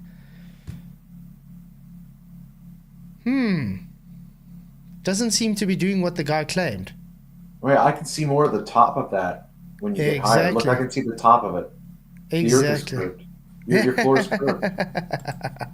And that's the whole point what I wanted to show. The guy's really, I don't know where he got his information from, but it's totally wrong. He just got a new drone for Christmas, I'm telling you. But I mean, that's why I said it's so easy to debunk these guys' arguments. Just do a demonstration and show them they're wrong. It's crazy. But it doesn't. It gets narrower and taller, as you can see in the footage. Why? Because the Earth is curved. Let me explain. On a flat surface, if you have a side view of a ship and the ship and the observer at the sea level, the side view will always have the same ratio of angular size and height and width, no matter how... That's false. Always have the same ratio. Sorry, so you saying the distance between you and the object doesn't change when you change elevation? When you go in altitude, is the distance not changing between you and the object, which changes its angular size? Hypotenuse. Yeah, so your angular size differs. So this guy literally doesn't understand what the hell he's talking about. How far away you are from the ship. However, as you go up in altitude, the angular size of the height of the ship will change at a greater rate than the angular size of the width of the ship. This would mean the ship will appear to get shorter and narrower as you ascend in altitude on a flat surface. However, on a curved surface, the ratio of the angular size of the ship's height and width will not be the same at all distance. This is because the surface of the Earth curves away from the observer. He just said the same thing in two different ways. Do you notice that? Yeah. He said the same thing for the curve and for the flat Earth. He said the same thing, just in two different ways. So which one is it then? Wow. It's nonsensical, really. But like I said, I actually want to do an actual video on this though. I think to break it down frame by frame. Blocking the bottom of the ship as the observer gets further away.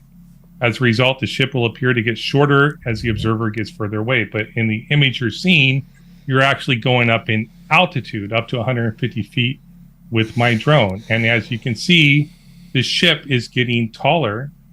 And it's actually not... The ship's not getting taller. No. You I was just just going to say that. I don't see it getting taller at all. You're just seeing more of the ship because your field of view is being pushed out further. Just like on the flat surface, exactly the same thing. Which is what we're observing. I mean, you're seeing more of the top of the ship, and you're seeing more down here because your angle has increased. And we do have an example of the diffraction issue when he gets higher. If you look at the hull, there's a white strip. There we go. Yeah. When it's higher. No, not at the top. Down at the bottom. Go to your. Okay, when it gets higher. Not changing very much in. There we go. Start right showing there, the right bottom there. now. So why couldn't you see that before? Diffraction. You were at a lower viewing angle. Your angle of view is too acute, and you can't resolve the information that's there. Exactly. And his horizon shouldn't be rising above the boat either. Yeah, Witsit brings that up later. But that's why he said, I'm not here to argue for the horizon being Earth curve, when that's exactly what their claim for the globe curve is the horizon. Width. It changed very little. In summary, if a ship is 2,000 feet away horizontally... And I don't know why. It seems to me almost like he's zooming in while he's going up. Now, hold on just real quick. Because later on, he's going to say, I don't know how far away this ship is. And just now he said it's 2,000 feet away. Yeah, hold on. Right. And before he said a few thousand feet at the very beginning. Because I caught the same thing. And I know he says later he doesn't know the distance. So he's... At that point, he'll have said 3 different distances on the ship. Yeah, that checks out. So he doesn't actually The whole know. argument is based on a straw man of how things would behave on a flat Earth. Because he's taking reality and saying, look, this is how it works on a ball. It's a ball. This is why it works like that. But on a flat Earth, it wouldn't do this. Now you've got... Right. Now you argue that. Isn't that a false dichotomy? Yeah. Well, it's not even that. It's just a total straw man. Well, yeah. You've got to take apart what he's asserted how optics would work on a flat plane. That the ship would go apparently on a flat plane, and because it doesn't do that, it means it's a ball. That's the argument that's been presented in irrespective of all the other stuff. That's that's the whole thing, Adam. You're touching on a point that is an argument that we have to take apart, and that is the Earth is a ball. Therefore, this is what we see. Therefore, this is what we wouldn't see if the Earth were flat. We would see something completely different. But our position, and you guys can correct me if I'm wrong. Our position is no. We would see the exact same thing. Mm-hmm. Yeah, we're exactly. seeing both of us. We're standing next to each other. We both have our own drones. We both go away and look at our own drone footage together at the same time. Guess what we're going to see at the same time? The same thing. Yeah, the only thing the only difference is we saying it's optical and they saying it's physical. They're hijacking optical perspective. That's all they're doing. They're just hijacking what we see in optics and calling it physical. So obviously we're going to see exactly the same thing. Yeah, I can just see the big horizon in the background. That's all I need to say. Yeah, that's all you need. Joker. Yeah, I mean, his argument, if he's going to invoke curvature, is there, right? And it destroys what he's trying to say next, because from an optics point of view, if that horizon is in the background, there is no curvature of this surface that's relevant in the slightest.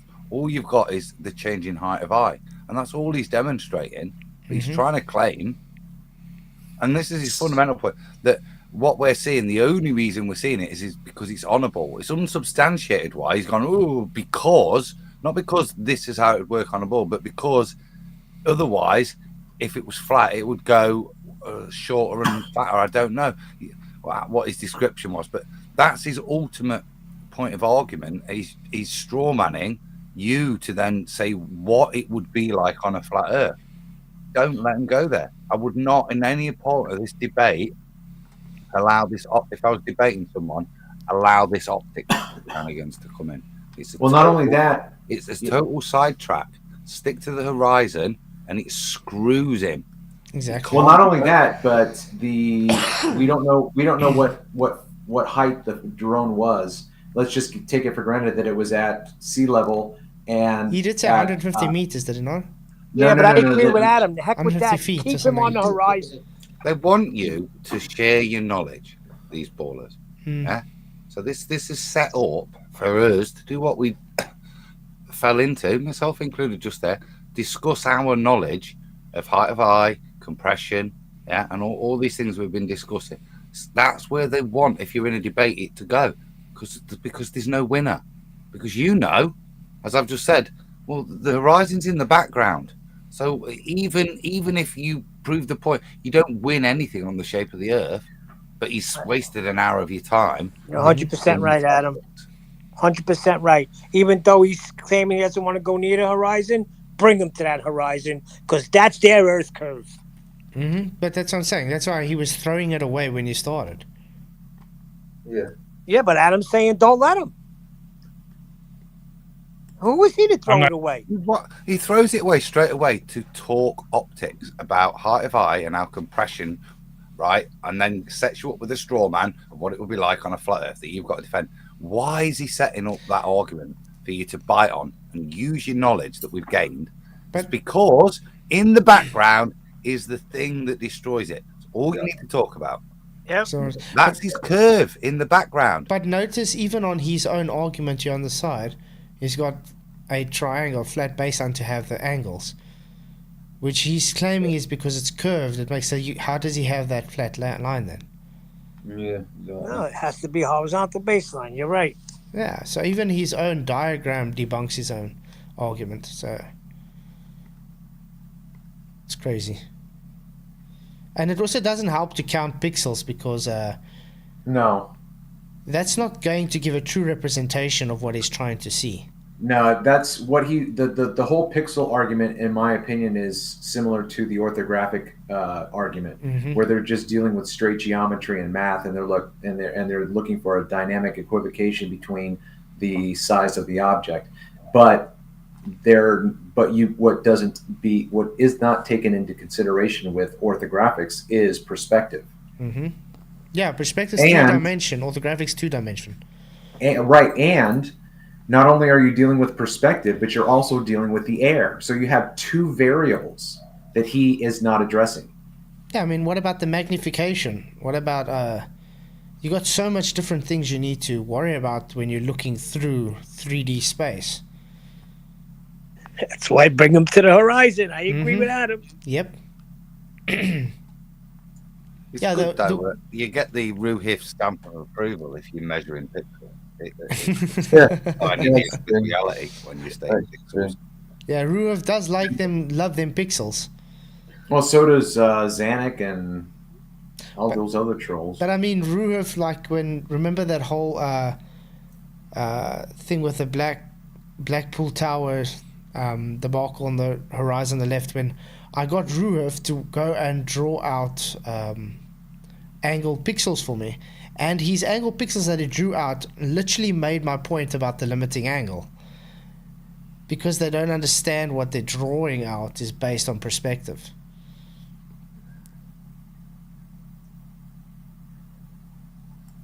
Not sure exactly how far away it is. I think it's probably at least 1,000 feet away. At least as we raise the camera from sea level to an altitude of 150 feet, the ship would appear shorter and narrower on a flat surface, but taller and narrower on a curved surface. 1,000 feet away. Yeah, it's less than a quarter of a mile. Right. So how much curvature is being expressed in this? Less than an inch. Yeah, not even. Yeah. You won't be able to see it. Yeah. So over that distance, that's the flat anyway, even by ball perspective. So what is he now claiming? That he's just pissed his curvature away by stating that there is no curvature even on a ball at this distance. So how does it then not just resolve as standard resolution and not his previous straw man? Earth is big. Not now. Earth has to be small. There's got to be enough curvature in this 1,000 foot to change what you can see. Hill in front of boat. You don't understand. Yeah? It's locally flat curved, okay? That's the unique thing about a sphere. There's no flat surfaces on a sphere. Yeah, when they started covering this locally flat bullshit, I was like, what is up with these guys? So we live on a hexagon then. Yeah. As you can clearly see when the drone ascends, the ship appears to be taller and narrower. This is consistent with the predictions we made about how the ship would appear on a curved surface. The pixel measurements of the ship's height and width at sea level and 150 feet in altitude confirm this. As you can see, I put the measurements I used in Adobe Photoshop. The ship's height increased by about 20% as the drone ascended, and the width decreased by about 2%. The fact that the ship's width barely changed... Hold on, go back to that. Yeah, hold on. So my question to him would be, what was the cause of the horizontal limit? Hypotenuse length increase, 2%. Listen to it. Yeah, as he's gone higher, he's got slightly further away. Exactly. So it's 2%. That's exactly what Flatzoid was describing earlier in horizontal with the distance increasing, yeah, because you go higher, the hypotenuse length increases. 2% is commensurate with that kind of trig, isn't it? Mm-hmm. And then the other change, perfectly commensurate with opening as we go higher, we open up the angles. Therefore, 20%. we're able to resolve. Yeah, he says 20%, not 2%. No, the 2% with that's the other horizontal. Right. 20%. Oh, I see. Yeah. 20% of more of the boat that he can see. Yeah. Okay. And the problem is he's actually contradicting himself, because he said earlier there's no angular size change. So, and even if, again, come back to the point, if he's going to express curvature in this change, right? He's got. I just quickly just worked it out. It's less than an inch. Okay, so he's got less than an inch of curvature that's going to create a 2%, even is nonsensical width change. Because remember, the curvature would be equivalent in all dimensions, surely, because the ball's curving away at the same rate in all directions. But we've got a 2% that is curving and a 20% based on 1 inch. Yeah, this is a really good point, Adam. The percentage change should be equal in both directions if it's strictly due to curvature that he's citing. Yeah. Exactly. If it's curvature, it should be the same. But it's 1 inch of curvature. Since micro curvature. Can anybody tell me since when has someone been able to see 1 inch of curvature a mile away? Quantum curvature. Wow. Yeah, I mean, it's a new field of science, Neil. It's like going to the desert and saying, "I believe you can ice skate here.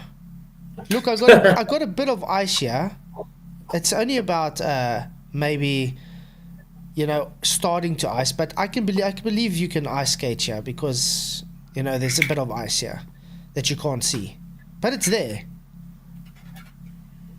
The picture on screen, and this is the straw man is building. Is if we look at the boat here, how much of the back of the boat of it is restricted for me able to not define the back of the boat or to have the back of the boat? What's obstructing it? Or limiting it that high up, and the same with the front of the boat. And if I go up, will I be able to see more of the front of the boat or the back of the boat? Not really, will I?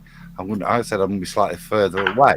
Now, that when you then apply that same logic to the top and the bottom of the boat, as we saw when we went over Flat Earth's plane, you could see more of the top because the angle opened up, and it's the same with the bottom in terms of the ratio to the deck from these different heights. So you can see why they change. Mm-hmm. And this is where it's frustrating because I'm doing it myself. Because I've got no one to argue with. I was going to say, you're doing it again, Adam. I know, because none of it is relevant. None of it is, like I say, you've got 1 inch of curvature, mate. All you've done is provide yourself with a virtually flat deck. Exactly. To destroy the point that you brought to the first place, that on a flat deck, if things are going blah, blah, blah, blah, blah, yeah? And he's just shown that they don't, and they fit with perspective and height change. Yeah, he's just literally showing his so-called measurements for flat, not curve. He's doing opposite of what he's trying to claim. It's just because there is a curved body of water blocking the ship that vanishes when the drone rises in altitude, and the drone is maintaining a similar relative distance to the side of the ship facing the drone. That's just a false. Right. So that is fundamentally his claim. There is a curved body, okay, blocking it at this point. So this is where you could refer him to metabunk. There isn't, okay? There really isn't at 1,000 feet anything obstructing that's curving, yeah? No. You've got, even at eye level, you're virtually okay at that distance, yeah? Because because if you go to a Sagitta, you've got 1/2 inch. And that's the point. So there isn't anything to obstruct your view until 3 or 4 miles away in terms of Earth curve. So what he's fundamentally claiming isn't there even in their model, yeah? The hill has to block you. He's claiming there's a hill in front of that boat that as you go up, you see further over the hill. In their model, there isn't a hill. The hill's that horizon line. Yeah, that's the tangent. The tangent's that horizon. That's the Earth curve. Exactly. He's not describing ball Earth now. I don't know what he's trying to describe, but it's not a ball Earth. Nope. He's trying to claim something in front of something when it isn't there in the first place yet. Right. I encourage you all to do the same measurements on your own to compare. A flat Earth hypothesis would predict that the ship would appear to get shorter and narrower as it ascends. But the fact that the ship appears to get narrower and taller as it ascends contradicts the flat Earth hypothesis, because the only way for the ship to appear to get narrower and taller. This makes you think, did he actually go and actually test this out with, like I just did a demonstration quickly today. Well, a flat Earth hypothesis, what does that even mean, dude? What kind of a non sequitur? What did you observe the flat Earth and come up with an IV and a DV? Like it's just spitting mumbo jumbo. Yeah, what's the cause for what he just said? Is it crack cocaine? Sounds like it. No. Some sort of substance abuse for sure. I'd say fundamentally, this is nonsense. It is. It's As useless. we go up on a flat plane 1,000 yard away or whatever, foot away, the boat would, because of the non-curvating effect of the ball I'm supposing myself on, I presuppose that on a flat plane things would just not be the same, even though none of that curvature would be at play in terms of my field of view. It is a pile of absolute nonsense. It's fantastic to see that this is what they're presenting. And the sad thing is, the sad thing is, you're probably going to get people that's going to fall for this nonsense that he's talking about, because they're just so gullible. That's the problem that bothers me, though. Yeah, they're still voting Biden, aren't they? Yeah. In the next election, so there's nothing you can do there. It's funny you mentioned that. The other guy, Bitar, and I don't know, you're not going to get that far today, just based on how far we've gotten so we've far. got 18 minutes in. But towards the Q&A, he's from Brazil, Bitar, and this is the most outlandish thing said in the debate. And spoiler alert for anyone who doesn't want to hear this, feel free to pause and come back in 5 seconds or whatever. But he insists that it should be illegal to have the opinion or to have the idea that the earth is flat.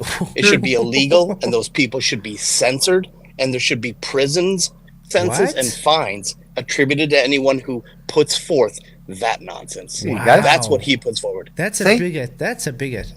That's a Democrat Nazi. That's what they all believe. Everything, mate. Absolutely. Democrat Nazi. It's insane. And they challenge him on it, and he doubles down.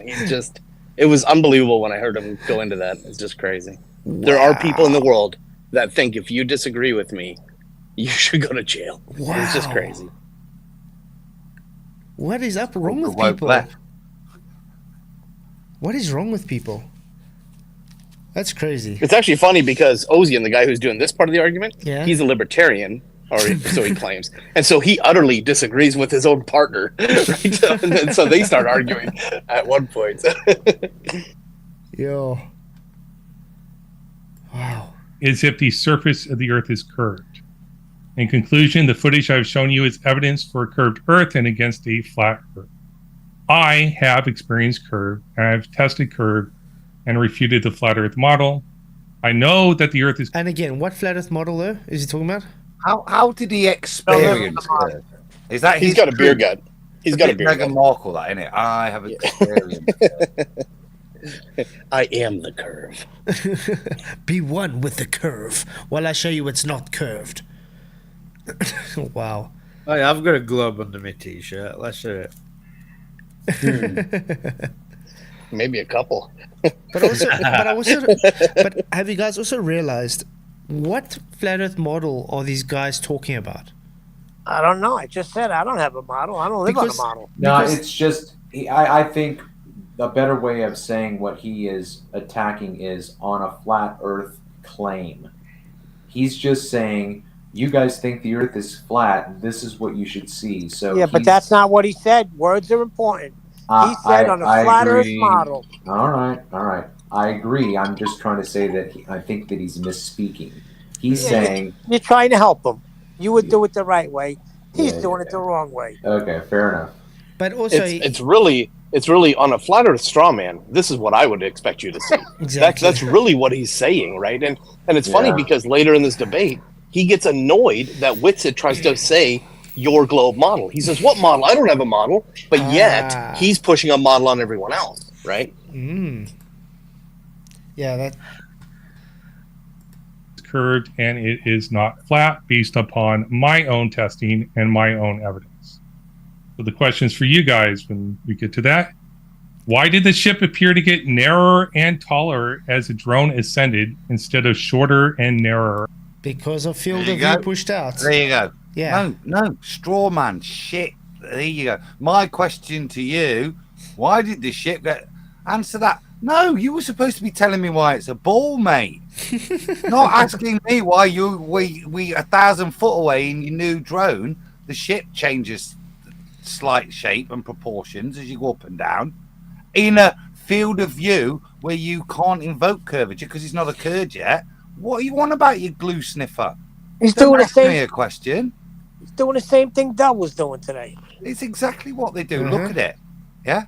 That's why I called Dell a shill. I've respected Dell for a long time. Yeah, but what I heard today was exactly this behavior. Exactly. Yeah? Coming into the community and just being disruptive, disingenuous, and a shill. Yeah. Because you're pumping crap, mate, that you can't back up. And when you're asked about it, you run off, disappear. This is shill behavior, and this is what this guy is. He's got nothing, is he? Well, Adam, you're retarded because you don't agree with me. That's a pretty good one, Flatzoid. I like that. Exactly. That's the level of rebuttal, isn't it? That's because that's exactly what he did when he came onto my show. Just because I didn't agree with him, I was a coward and a retard, and I don't understand what he's saying. How cowardly am I? You know, it's like, what the hell? He actually threatened Nathan today. Yeah, and I mean, then he got triggered and left my show. It's like, okay. But then again, I've done an actual presentation for him, explaining to him why he's wrong, and showing the physics behind what's really happening. And he literally ignores it. He doesn't want to watch it. Because he is. That's what I say. He's a shill. And I used to respect him. Really. I used to love going on his shows and watching his stuff. But I've lost all respect for that guy. I literally think he's sold out. I don't like him. I like him. I like him when he's on the street talking to students. Because in those moments, he doesn't cross any lines. He doesn't call him retarded. He never loses his shit. So that just shows you when he goes on Nathan's or he does his own show, he's a performer. Yeah, probably. But I think if he had to do the same stuff like that, face to face with someone, it'll be a total different story for him. Well, that's what I'm saying. Yeah. Right, that's what I'm saying. Just like he's on the street talking to students, he wants them to respect him. He wants them to trust him. He's not going to attack them because he knows that if he does that, he's not going to have an audience out there on the street. No one's going to want to talk to him. So it's a really good point. Sorry to interrupt you because you just this ties in so much with this debate, which is like I really enjoy listening to Witsit when he's not talking about ether, right? When he sticks to the core arguments, the observable, repeatable, testable, and falsifiable claims of the flat Earth. He really is articulate and he does a great job. Right. It's when he starts diving into the ether and. Well, I think he did in the opening, Neil. There's some very good arguments Witsit brings. I can totally agree with that. It's just sometimes it's when he veers off then into all the electrostatics, and he does it in this debate too, and he goes into some of that. That's when he loses me. It's then, not. Right? It's not the topics that's the issue. It's the changing standards. Correct. Topic. Okay? Yeah. So as you heard him, the reason, and he rattled off. Let's not talk in ad homs. Let's not talk in fallacies. Yeah. And he's in the flat Earth arena with ballers, and he destroys them with those standards. Yeah, brilliant. And I'm no doubt, because I'm not going to listen to the rest of this, no chance whatsoever. But I'm no doubt he does in that arena. It's when he comes back home and pumps ether, and all of those standards disappear. Go out the window. Yeah. That's the issue with this guy. But you understand what I'm saying? I said I was proud of him in this opening statement because he took. Remember when he was on my show last time? He said what we're arguing is redundant, and this is exactly the same argument he's making that he said was redundant. Yes. Right. So he's actually listened to what we said, and he's trying to take it on board. So that I really applaud him. Yeah, but is it a chameleon? Changes. You know what I mean? Yeah. Is it just, and this is what Adam's saying, based on the scenery, I'm going to change my standard or my rhetoric or whatever based on the audience, right? Or whatever the case might be. Yeah. Do you guys think we're going to get through to this last guy like 6 minutes. Not if everybody keeps talking. Let's see if we're going to get the other guys. Quiet, Neil. We're trying to get through this. Narrower as a drone goes straight up, which would put it further away from the ship overall. And I'm going to conclude my opening there. Yeah, eventually. Okay. Now we're going to have this other guy. A1, well, thank you for that. Did I say it wrong again? Ozien. Okay. Sure. Like ozone. Like ozone. I got to try to remember that, okay? Ozien, Thanks for that, Ozien. Anyways, everybody, I just want to remind you that Modern Day Debate is a neutral debate platform where we host debates on science, politics, religion, you name it, we will. Suppose this is the moon. And here's the flat Earth. Okay? Suppose this is the moon. Depending on your interactions in the past, you might have a lot to say here, or you might want to have a skeptics talk. It's okay, but we're just happy to have you here. So we'll take it over you for up to 6 minutes, and thanks again. Yeah, so I just want to remind everyone that I was invited like 10 minutes ago, and I study software engineering. I don't study like in the same campus as software engineering. Nice. So you would understand the basis of even the engineering of the software requires it to be flat, not curved. All the software development is based on flat ones and zeros, not curved, by the way. As I frequent, we have our space engineering, other engineerings, but software engineering, we only have physics 1. So I don't know much about physics, okay? As somebody else from the same university I frequent, which is Brasilia's university, that could be here and know more about this stuff. But I know some basics, which is enough to prove that flat Earth false. And that's why I took this object right here. This object actually is a twisty puzzle, and it has 12 sides. And if you take, let's suppose this is a ball, okay? And let's suppose this is the moon. Whoa. So he's already starting with a false, because he's saying, let's take this with the tiles, and then saying, Right, let's suppose it's a ball. Yeah, he already has this on a ball. But you understand what I'm saying? Let's take this with 12 flat sides, and then suppose it's a ball. Mm-hmm. Well, my only assumption is that, sorry, just real quick, is that he didn't have a ball that size, so he had to get something that he could use, and he's like, let's assume this is a ball. It's not, but I didn't have anything else. Yeah, he did. I mean, he only had 10 minutes. I get it, right? So I'll cut him a little bit of slack. The argument that he uses his Rubik's Cube shaped moon in is what the real problem is. So. Yeah. And here's the flat Earth, okay? So if you have somebody, so can you see that? No, you can't see that. But yeah, like imagine somebody who is on this side and somebody who is on this side. Okay, they're on different sides, and then the moon, which is a ball, is over here.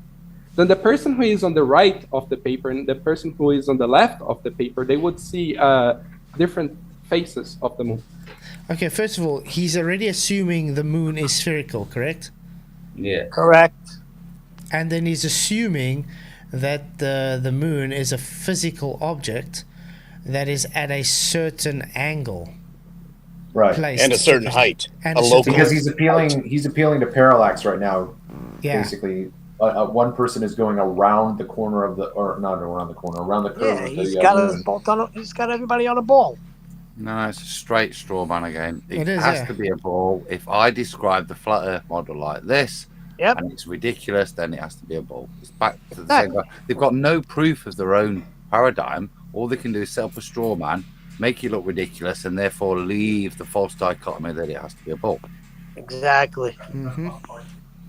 The truth is, we always see the same face of the moon, and that face doesn't make it a sphere. Remember, space is 2-dimensional. So the reason when you say space, then it's not 3-dimensional. Debunk your own argument, actually. Spheres do not have faces. Just had to point that out. Proves the Earth is not flat. If the Earth was flat, we should see the moon from different perspectives. Oh, but maybe the moon is not a 3-dimensional object, which is what would happen with 3-dimensional objects. Maybe the moon has 2 dimensions. Let me find a 2-dimensional object here. This will do. Okay. If we have a 2-dimensional object, people watching it from this perspective as the object moves, they would And see. he's using a three-dimensional. an He's using a object. three-dimensional object and calling it two. Yeah. Exactly. What? There is no two-dimensional objects. No. That's a concept. Yeah. We live in a three-dimensional reality, so everything is two-dimensional. Even that paper is holding has length, breadth, and width. Yeah, exactly. Even the thickness of the ink. has a width. Everything. It's got micrometers. Everything has a micro. Everything has 3 dimensions in this reality. I mean, theoretically, on a screen, you can have a 1-dimensional, 2-dimensional line, but it's still based in a 3-dimensional space. Is Karen laughing right now? Yeah. Oh, I hope she is. It's quite right. Because this is farcical. We've now gone into a nonsensical, philosophical straw man of the flat earth to prove it's a ball. But don't they usually do that? Like the same argument. That's all they have. That's all they have. Like the same arguments they give. Oh, if it was flat, you guys could see the ice wall. It's like, what the hell are you talking about? You know, it's stupid. Like, this is the kind of redundant arguments they give us. It's really idiotic. Imagine just this is a ring. So they would see from the different perspectives, they would see different shapes if the moon is 2-dimensional.